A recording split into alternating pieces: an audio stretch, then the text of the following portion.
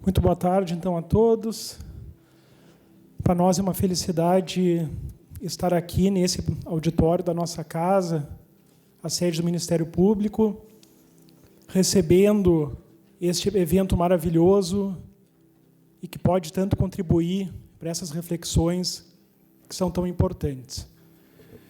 Deixo a apresentação assim, porque eu pretendo passar sem mostrar várias das lâminas.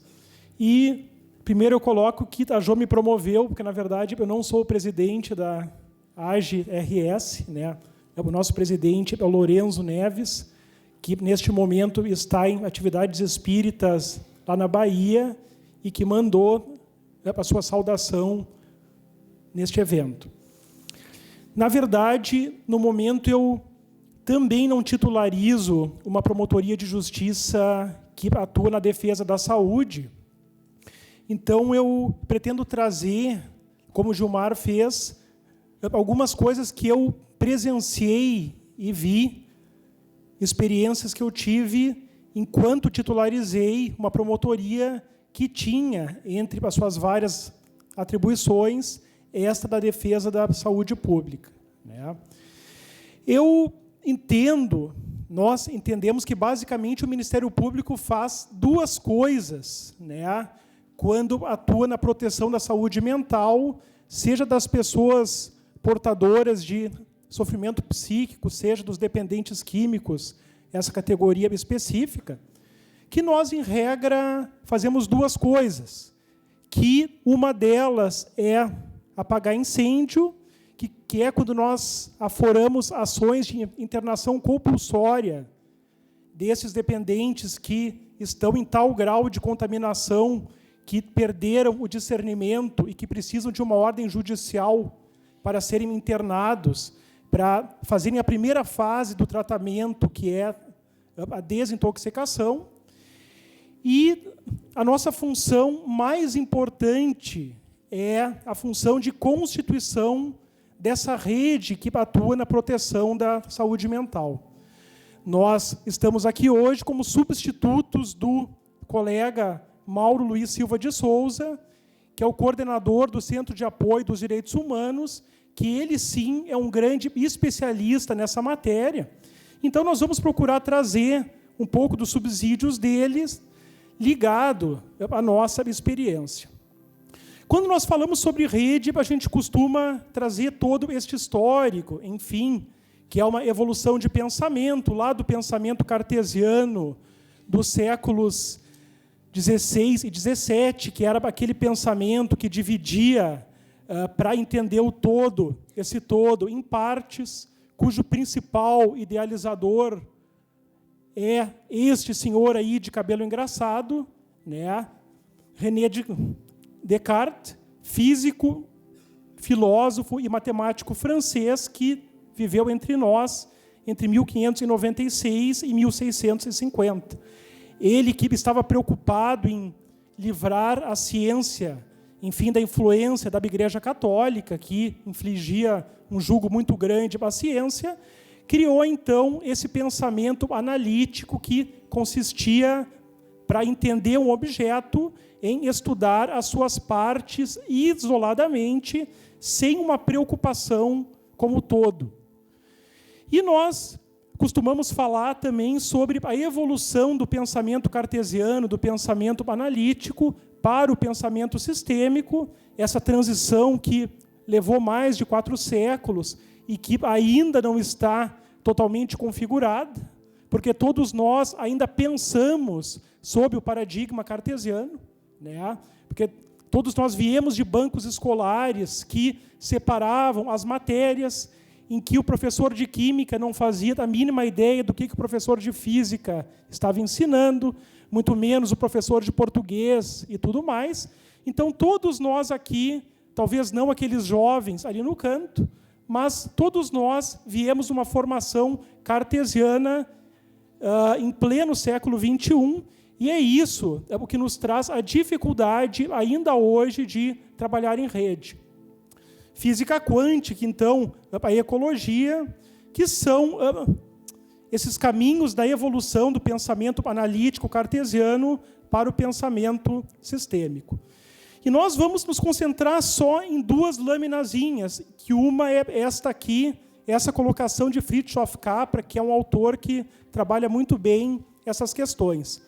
Nenhuma das novas instituições sociais será superior ou mais importante do que qualquer uma das outras, e todas elas terão que estar conscientes umas das outras e se comunicar e cooperar entre si.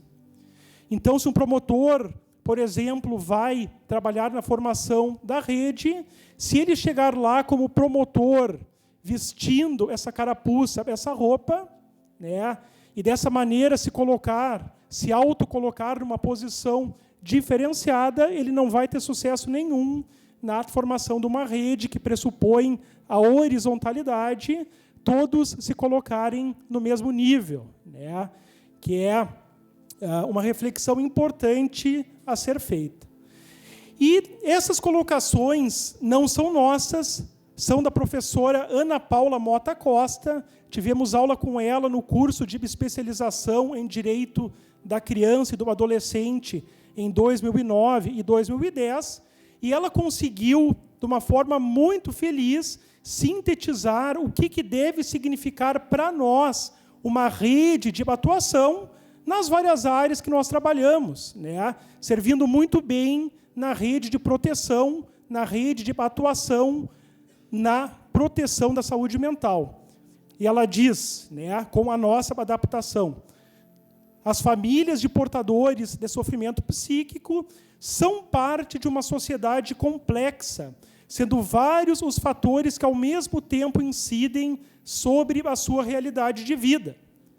Portanto, a atuação junto a tal realidade exige também uma perspectiva complexa, que aqui não quer dizer complicada, buscando lidar com o todo, sabendo que não existem causas isoladas de problemas e que, portanto, as soluções também não podem ser isoladas. E aqui nós ligamos, desculpem a falha, né, o nosso projetor com todos os seus poderes, né? Senhores, então, essas não vamos trazer também, mas são contribuições espíritas, porque nisso também a codificação foi bastante inovadora já, várias décadas antes, século, praticamente antes de se falar nisso. E essa lâmina, que é uma contribuição do Dr. Mauro Souza, ela exemplifica todos os elementos que devem trabalhar, ou quase todos, numa rede de proteção à saúde mental. Está aí, ao lado da família, o CAPS, está aí a unidade de internação, quando é necessária, está aí a comunidade terapêutica, está aí, enfim, os hospitais gerais, com as suas unidades específicas, e não estão aí, pelo que conseguimos ver, mas entendemos que deveriam estar, as estruturas de assistência social, que são o CAPS e o CREAS, né? Principalmente o CREAS, que é o Centro de Referência de Assistência Social, que atua junto às famílias dos codependentes, né? Famílias, então, que têm os dependentes químicos e, quando não é dependente químico, enfim, os portadores, em geral, de sofrimento psíquico. Muito rapidamente, que este era também o objetivo dessa colocação, nós vamos trazer aqui a parte chata, por assim dizer. Nós sempre brincamos, né, que nesses eventos médico-jurídico-espíritas, a parte médica é super atrativa, interessante, e a parte jurídica é a mais chata. Então, nós nos dispomos aí a fazer isso muito rapidamente, só para trazer, enfim, os fundamentos jurídicos dos direitos das pessoas portadoras de sofrimento psíquico, os direitos, enfim, dos dependentes químicos em tratamento e tudo mais. E os fundamentos da Constituição se sintetizam nesses aí. Já no artigo 1º da Constituição, que traz a dignidade da pessoa humana como fundamento da República Federativa do Brasil. O artigo 3º, onde se coloca como objetivo do nosso país a promoção do bem de todos. O artigo 6º, que elenca, coloca ali o direito à saúde como um direito social, e mais especificamente na parte onde a Constituição trata especificamente do direito à saúde, o artigo 196, que o elenca, o define como direito de todos e dever do Estado. Em tema infralegal, nós temos a Lei 10.216 de 2001, que é a lei antimanicomial, né? Se não nos enganamos, é esse o termo pelo qual ela é designada. Essa lei que deu base para todo esse movimento de terminar com aquela lógica manicomial, a lógica da internação, né? Fazendo, então, essa transição para essa perspectiva de rede. Então, é essa lei que estabelece como direitos das pessoas com transtorno mental o tratamento com humanidade e respeito, protegida contra qualquer forma de abuso e exploração, e o atendimento de preferência em serviços comunitários, né? Colocando um parênteses, por uma situação pessoal, estamos enfrentando um problema de saúde sério, enfim, do nosso pai. Estamos vindo exatamente ontem de um período de licença em que estivemos com ele lá na cidade de Camaquã, né, para lhe dar auxílio nessa fase dessa doença grave que ele está, enfim, sofrendo. E nós tivemos, então, a ocasião de, estando lá parado com ele, né, voltar, ao menos por alguns dias, a alguns hábitos que há muitos anos tínhamos abandonado em casa, como, por exemplo, o de ver alguns capítulos das novelas, né? Então, eu tive até tempo, nessas 2 semanas, de simpatizar com uma novelinha que passa no horário das 6, que é uma novela de época, né? Que talvez alguns estejam assistindo. E como faz alguns anos que não assistimos novelas, quando passavam aquelas carinhas jovens, né, nós não conhecíamos, enfim, ninguém. Mas quando começou a aparecer ali a Nívia Maria, Irene Ravache, Luiz Cardoso, alguma coisa voltou no nosso velho HD para a nossa memória RAM, né? E nessa novela tem ali um símbolo exatamente disso que nós estamos trabalhando assim. Porque a Irene Ravache é uma condessa que tem um filho portador de um forte transtorno mental. E todo o objetivo da condessa é capturar o filho para levá-lo ao manicômio em São Paulo, para deixá-lo trancafiado no manicômio e para que, dessa maneira, ela possa continuar vivendo em paz a sua vida com o seu filho escondido da alta sociedade da época. E quando nós temos a mentalidade do manicômio, né, essa relação nós não conseguimos deixar de fazer, muitas pessoas que trabalham com essa lógica querem exatamente isso, exportar o problema para uma instituição, abstraindo-se aquela família, aquela pessoa, aquele familiar de qualquer tipo de responsabilidade. Então, nós vemos que se essa lei veio somente em 2001, né, como demoramos para começar a repensar essa lógica da internação. Então, é o artigo 3º da lei, quando vai falar ali na devida participação da sociedade e da família, onde vão estar fundamentos, enfim, dessa necessidade do trabalho em rede para atender esse portador de sofrimento psíquico, esse dependente químico, principalmente quando ele está no seu lar e não está naqueles poucos momentos em que precisa ser afastado do lar para ser internado em alguma instituição. Né?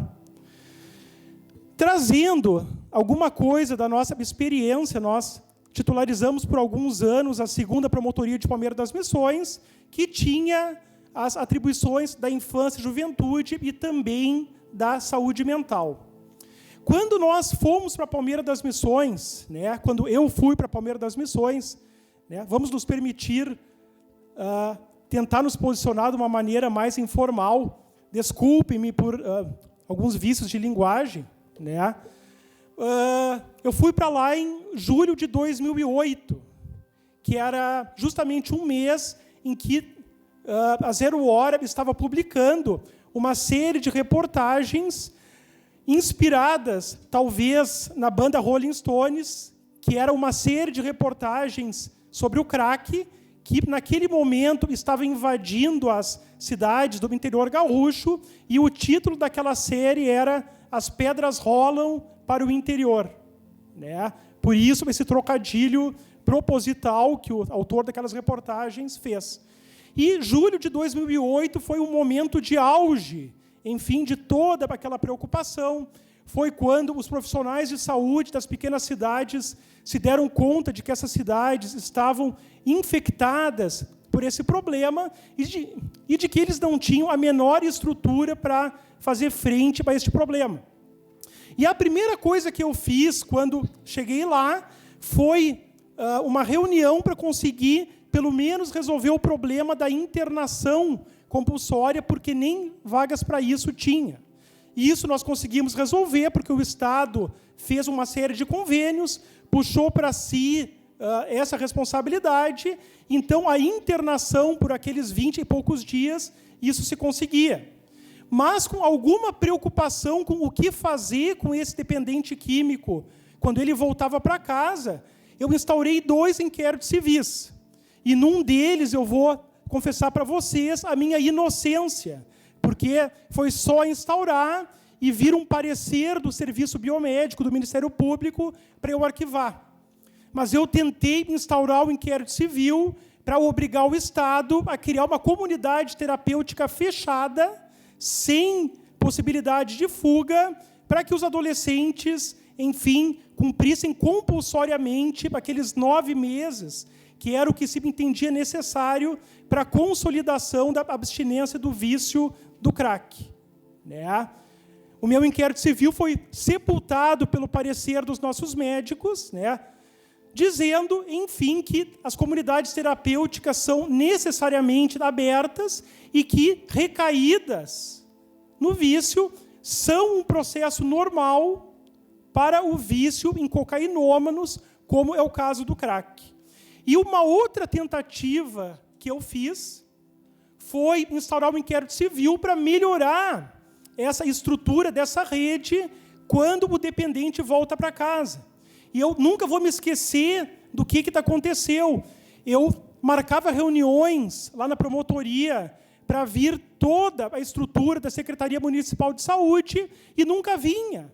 Sempre aparecia só o secretário com uma assistente e os profissionais da saúde do município não vinham. Isso foi 1, 2, 3 vezes e eu pensei, mas o secretário municipal está querendo me esconder alguma coisa. Então, eu usei um daqueles modelos de notificação que não são cheios de ameaça, porque a ameaça é a promessa do mal injusto e grave. E lá eu estava prometendo um mal justo e grave, caso não cumprissem a notificação.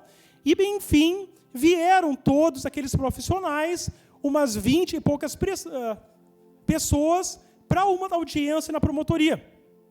E eu me lembro até hoje que nós fomos para o auditório e se sentou um grupinho aqui, um grupinho do outro lado, o mais longe possível do primeiro, e um terceiro grupinho lá atrás, o mais longe possível dos outros.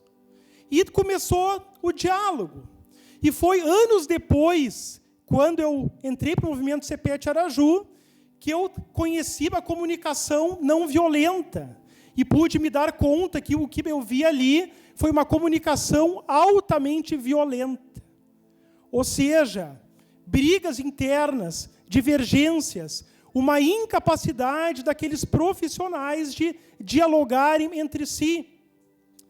E o doutor Jorge Trindade, que foi meu professor na especialização, ensinou algo que em psiquiatria, né, pode me corrigir, doutor Paulo, né, mas algo que se denomina o locus de controle externo, que é quando aquele sujeito não tem a menor capacidade de assumir a responsabilidade pelos seus atos e só sabe botar a culpa no outro.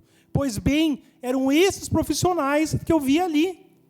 Cada grupinho se isentando de responsabilidade e colocando a culpa no outro pela circunstância da rede não funcionar.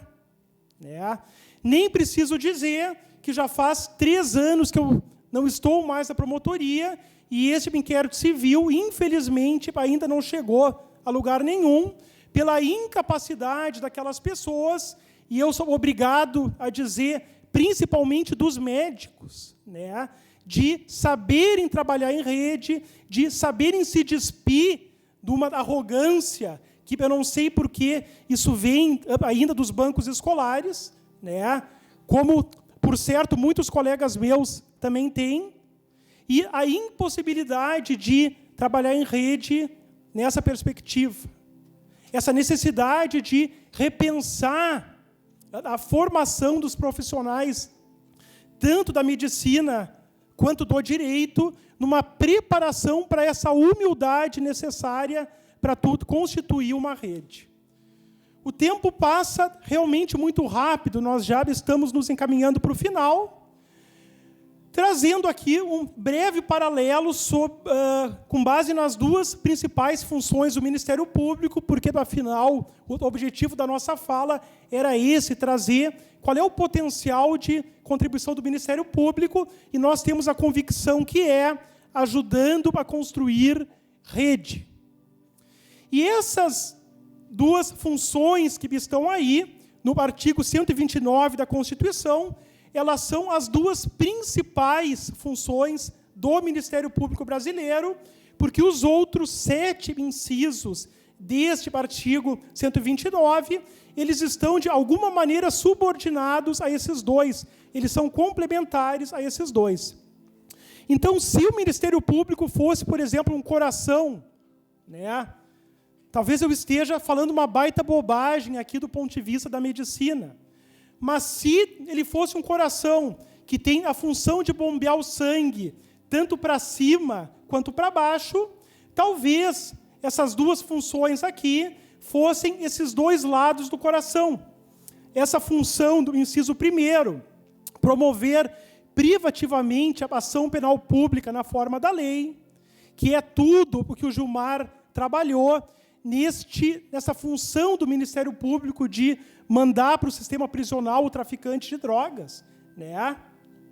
Nesta função, o Ministério Público está bombeando sangue para baixo, ou seja, para a parte do nosso corpo onde estão sediados os instintos primais, porque quem ofende a ordem jurídica desta maneira está atuando sobre escravização de instintos muito primitivos, e ainda é necessária uma resposta da mesma maneira, porque se o sistema prisional desaparecesse de uma ordem para outra, e nós vimos isso no mês de setembro, quando os serviços públicos claudicaram aqui no Rio Grande do Sul, o quanto o caos se estabelece.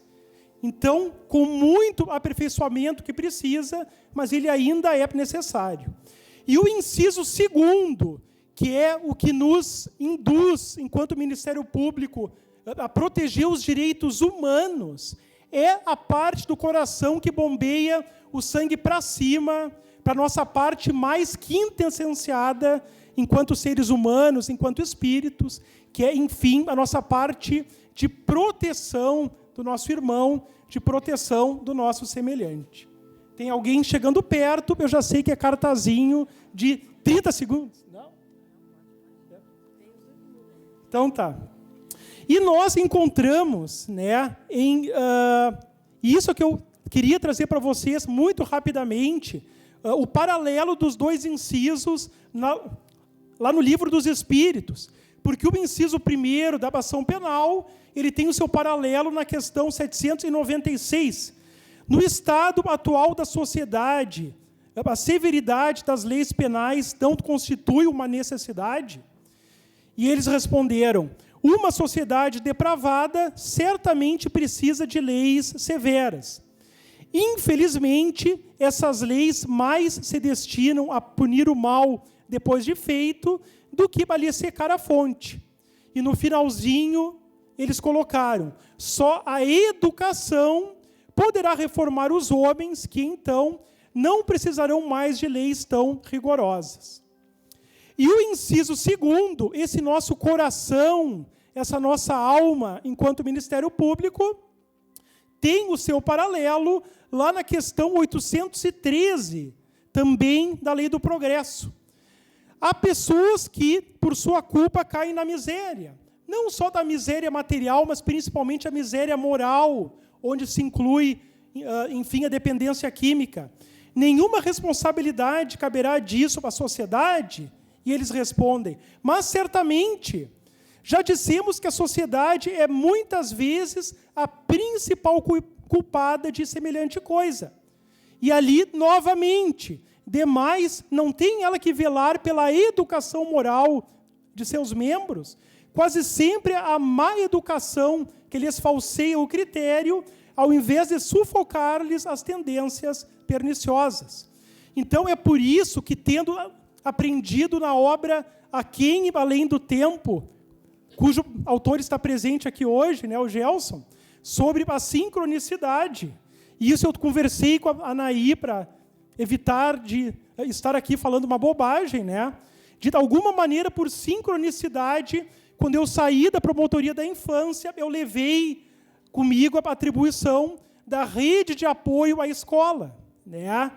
Que visa, então, criar estruturas de fortalecimento às escolas e redes de cada escola, com os pais, os professores, a direção e a comunidade do entorno, como modo de fazer a comunidade e a sociedade entrarem para dentro da escola, para ajudar a escola a desempenhar, enfim, essa sua grande missão.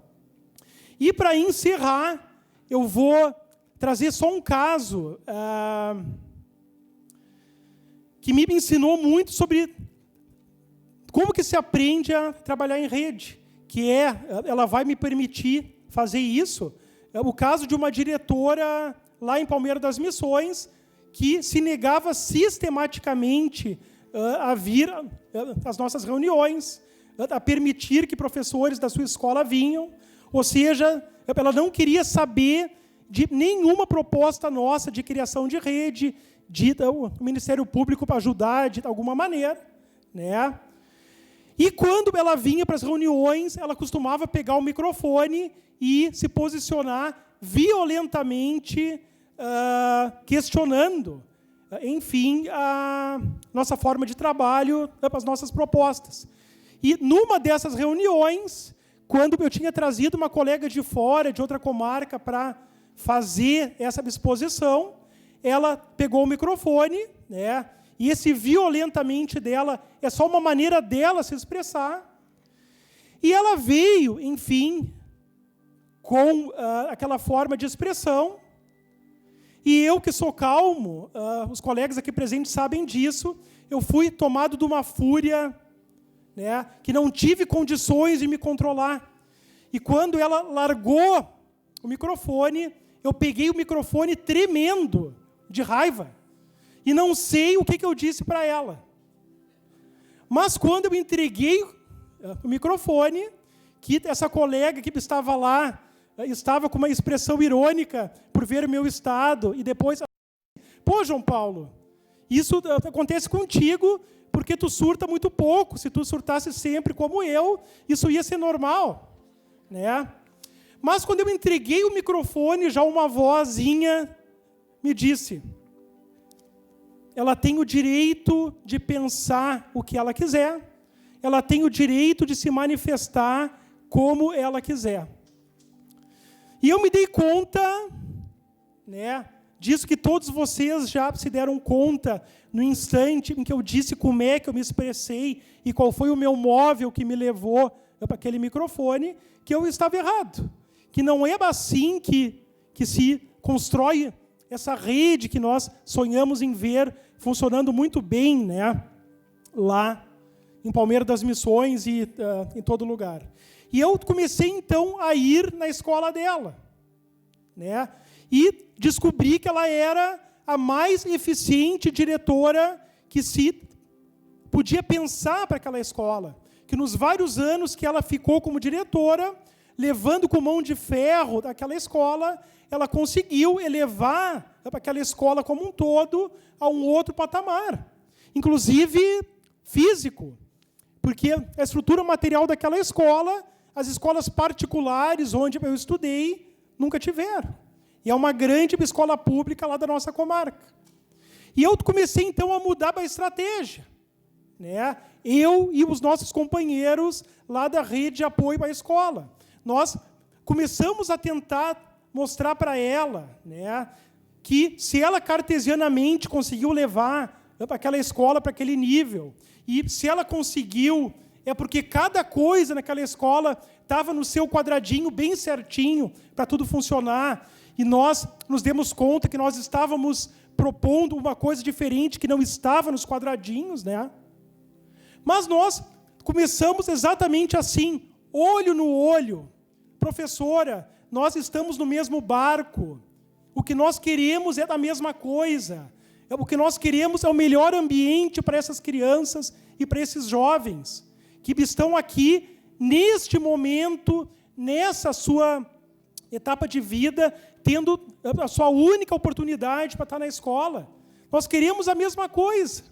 E foi dessa maneira que nós fomos devagarinho derretendo o gelo, mostrando que nós estávamos no mesmo barco e que o naufrágio para um era o naufrágio para todos. E isso, para mim, na rede de apoio à escola, foi o maior aprendizado que eu tive de como que um promotor pode ajudar a construir uma rede. Com certeza não é sentado numa mesa, começa aqui, e com o dedo assim. Vocês têm que fazer isso, isso e isso. Uma rede funciona dessa maneira, daquela maneira, Fritjof Capra, física quântica, visão ecológica profunda. E se alguma coisa não dá certo, o promotor diz, viu? Como vocês não fizeram o que eu disse, nada funcionou. Né? Não é dessa maneira que tu constrói uma rede. E eu precisei dos primeiros cabelos brancos e de 12 anos de profissão para me dar conta disso. Isso eu confesso para vocês. Então, se a medicina tem que rever algumas coisas, com certeza o direito também precisa rever. Com certeza o Ministério Público também precisa rever para pensar numa maneira de formar promotores que saibam trabalhar em rede, que é basicamente isso o que nós precisamos, né? Essa grande lição de aceitar incondicionalmente da pessoa como que ela pensa, como que ela é, como que ela consegue expressar de si mesma nesse momento, né? Mesmo que não se concorde momentaneamente com a opinião dela. Teríamos mais algumas coisas para colocar, mas o tempo passa muito rapidamente. Em essência, é isto aí.